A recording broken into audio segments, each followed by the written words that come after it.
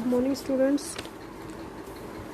Next topic हमारा है, हम कर रहे थे लास्ट वीडियो में ग्लोबलाइजेशन किया था हमने, ग्लोबलाइजेशन की पॉलिसी की थी, उसके बाद डब्ल्यूटीओ के बेनिफिट किए थे।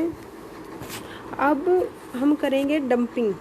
डंपिंग का मीनिंग क्या होता है? इसका मीनिंग ये है कि जब कोई कंट्री प्रोडक्ट बनाती है, जैसे लगा लो कि उसने प्रोडक्ट तो बनाया है 10 रुपये का और उसने मार्केट में सेल कर दिया उसको 8 रुपये का, तो मीनिंग क्या है कि उसको बनाने की कॉस्ट तो ज़्यादा आई और उसको सेल कम रेट पे कर दिया, तो इसको डंपिंग बोलते हैं। और ये इसलिए किया जाता है ताकि अब कंपटीटर को टक्कर दी जा सके, या अगर कोई चाहता है कि हमारे प्रोडक्ट को ज़्यादा से ज़्यादा सेल करें, तो ये ऐसा कौन करता है? ये डेवलप्ड कंट्री करती हैं, जो पूरी तरह से डेवलप्ड हैं, उसकी इनकी इकोनॉमी प्रॉपर तरीके से अच्छी इकोनॉमी है उनकी, तो वो क्या करती हैं कि लेस डेवलप्ड कंट्री के अंदर जाके इस प्रोडक्ट को, अपने प्रोडक्ट को सेल करती हैं कम प्राइस पे, तो इसको डंपिंग बोलते हैं।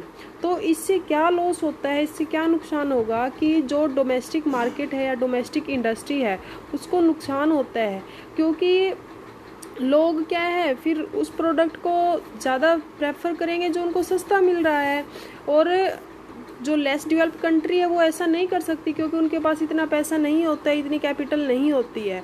तो इस तरीके से जो डोमेस्टिक मार्केट है, डोमेस्टिक इन्वेस्टमेंट है, उसके ऊपर इसका बैड इफेक्ट होता है। और जो डब्ल्यूटीओ है वो क्या ऑफर करता है?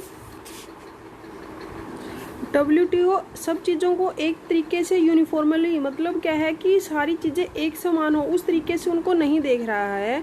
क्योंकि जो डब्ल्यूटीओ है वो क्या कर रहा है कि जैसे 2 मेन चीज़ें होती हैं मार्केट में आपकी, एक तो होता है कैपिटल मार्केट, एक होता है लेबर मार्केट। लेबर श्रम जिसको बोलते हैं और कैपिटल पूंजी। तो जो डब्ल्यूटीओ है वो ये इस चीज़ को प्रेफर ज़्यादा करता है कि जो कैपिटल है उसको ईजिली कहीं से कहीं ट्रांसफ़र कर किया जा सकता है, मतलब एक कंट्री से दूसरी कंट्री में ईजिली ट्रांसफ़र किया जा सकता है। बट जो लेबर है उसको फ्रीली एक जगह से दूसरी जगह पे ट्रांसफ़र नहीं कर सकते, बल्कि करना दोनों को चाहिए कि दोनों जो कैपिटल और लेबर हैं दोनों एक जगह से दूसरी जगह ईजिली जा सकें, क्योंकि दोनों ही जो मार्केट है उसके दोनों मेन इंपॉर्टेंट पॉइंट हैं, ये दोनों ही चीज़ें ज़रूरी है एक मार्केट के लिए। बट जो डब्ल्यूटीओ है वो मेन फोकस करता है कैपिटल पे, कि जो कैपिटल है उसको ईजिली क्या है इधर से उधर ट्रांसफ़र किया जा सके। तो जब कैपिटल का ट्रांसफ़र होता है, लेबर का ट्रांसफ़र नहीं होता, तो जो कैपिटल होती है वो डेवलप्ड कंट्री के पास ज़्यादा होती है, और जो जैसे लेस डेवलप्ड कंट्री उनके पास जो लेबर होता है वो ज़्यादा हो सकता है। तो क्या होगा इससे कि जब डेवलप्ड कंट्री को ये होगा कि हाँ हम कैपिटल को एक प्लेस से दूसरे प्लेस पे ट्रांसफ़र कर सकते हैं, तो वो क्या करेंगे कि जो लेस डेवलप्ड कंट्री हैं उनके मार्केट का एक्सप्लॉयटेशन करेंगे, क्योंकि वो ज़्यादा से ज़्यादा वहाँ लेस डेवलप्ड कंट्री के अंदर इन्वेस्ट करेंगे तो वो ज़्यादा से ज़्यादा वहाँ प्रोडक्शन करेंगे, अपने प्रोडक्ट को सेल करेंगे, चीप रेट पे सेल करेंगे, जिससे जो डोमेस्टिक मार्केट है उसके हानि होगी। क्योंकि डोमेस्टिक मार्केट जैसे अगर लगाओ कि जैसे इंडिया है, इंडिया के अंदर फॉरेन के कोई भी जैसे एमएनसी है, मल्टीनेशनल कॉरपोरेशन है, वो आके कोई भी प्रोडक्ट चीप रेट पे सेल करेगी, तो जो हमारी कंट्री में प्रोडक्ट बन रहे हैं लोग उसकी तरफ ज़्यादा अट्रैक्ट नहीं होंगे, वो प्रेफर करेंगे कि जो फॉरेन की कंपनी प्रोडक्ट दे रही है हम उसे ले, क्योंकि वो चीप रेट पे मिल रहा है। तो इस तरीके से जो डोमेस्टिक मार्केट है उसको क्या होगा? नुकसान होगा। और जब लेबर फ्रीली एक जगह से दूसरी जगह पे नहीं जा सकता, क्योंकि ये डब्ल्यूटीओ इसको प्रेफर नहीं करता है, तो इससे क्या होगा कि जो लेस डेवलप्ड कंट्री के अंदर जो लेबर है वो ये चाहते हैं कि हमें क्या है अच्छी हाई वेजेस रेट मिले, तो वो हाई वेजेस रेट तो उसको इसी तभी मिल सकती है ना जब उनको अलाउ होगा कि आप एक प्लेस से दूसरे प्लेस पे जा सकते हो। अगर उनको ये अलाउ ही नहीं है तो वो कैसे ज़्यादा वेजेस ले सकते हैं? जैसे इमेजिन करो कि यहाँ हमारी इंडिया में कोई लेबर काम कर रहा है, अगर वही लेबर फॉरेन में जाके काम करे तो उसको इनकम ज़्यादा होगी हमारे इंडिया के कंपैरिजन में। बट क्या है, ऐसा अलाउ नहीं किया गया है, तो जिससे क्या होगा कि जो लेबर है उसके ऊपर इसका बैड इफेक्ट होगा, और कैपिटल को ज़्यादा प्रेफर किया है, जिससे जो डोमेस्टिक मार्केट है उसको नुकसान होगा। फिर क्या है उसके बाद आपके क्या है 2 पैरामीटर्स हैं, 2 parameters of economic reforms, macro economic stabilisation and micro economic structural adjustment. इसमें क्या होगा देखो, मैक्रो इकोनॉमिक स्टेबलाइज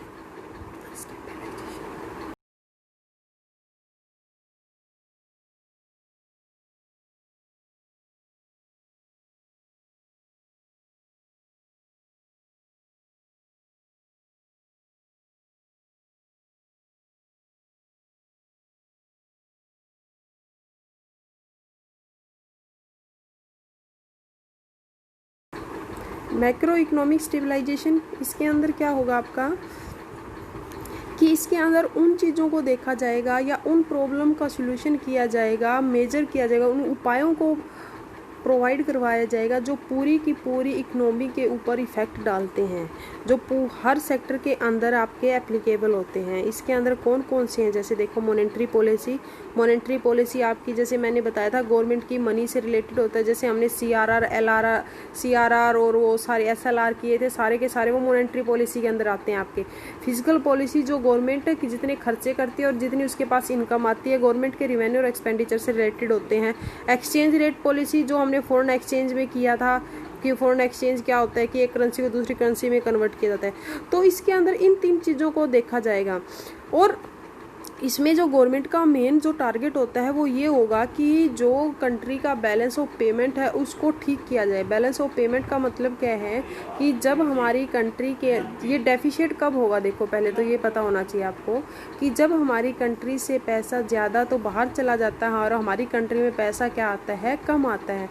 मीनिंग क्या है, हमारा एक्सपोर्ट कम हो रहा है और इम्पोर्ट हम क्या कर रहे हैं, ज़्यादा कर रहे हैं।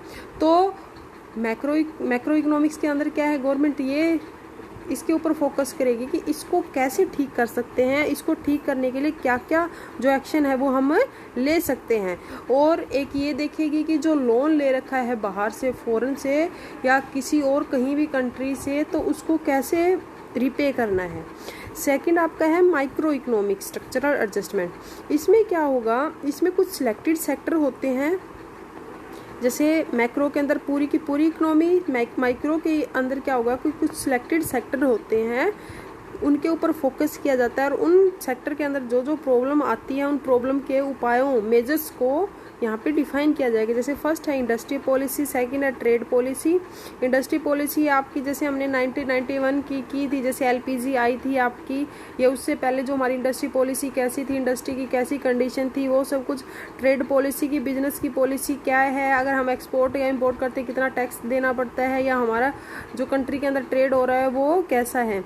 Public sector policy, price policy, price का मतलब क्या है कि किसी भी प्रोडक्ट का जो प्राइस वगैरह डिसाइड करना है। पब्लिक सेक्टर पॉलिसी जैसे क्या है, पब्लिक सेक्टर आते हैं इसके अंदर। टैरिफ पॉलिसी, इंपोर्ट ड्यूटी होती है जो आपकी, ये सब कुछ, इन सब के ऊपर क्या किया जाता है, फोकस किया जाता है।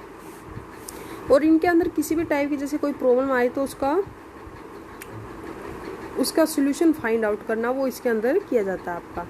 और जो मैक्रो इकोनॉमिक स्टेबलाइजेशन है वो क्या है, शॉर्ट टर्म मेजर है कि शॉर्ट टाइम के अंदर ही उस चीज़ की जो भी, जैसे हमारे ऊपर फिजिकल पॉलिसी या मॉनेटरी पॉलिसी के अंदर किसी भी टाइप की प्रॉब्लम आ रही है तो उसका सॉल्यूशन फाइंड आउट करना। और जो माइक्रो के अंदर है वो क्या है, long term measure, long term है। लॉन्ग टर्म में इसमें क्या होगा, इसका मेन फोकस ये होता है कि जो प्रोडक्टिविटी है या जो एफिशिएंसी है डिफरेंट सेक्टर्स के अंदर उसको इम्प्रूव किया जा सके।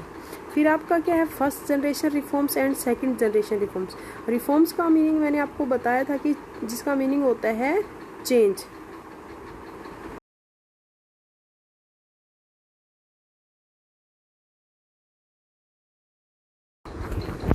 जो फर्स्ट जनरेशन रिफॉर्म है वो आपका 1991 से 2000 तक के थे।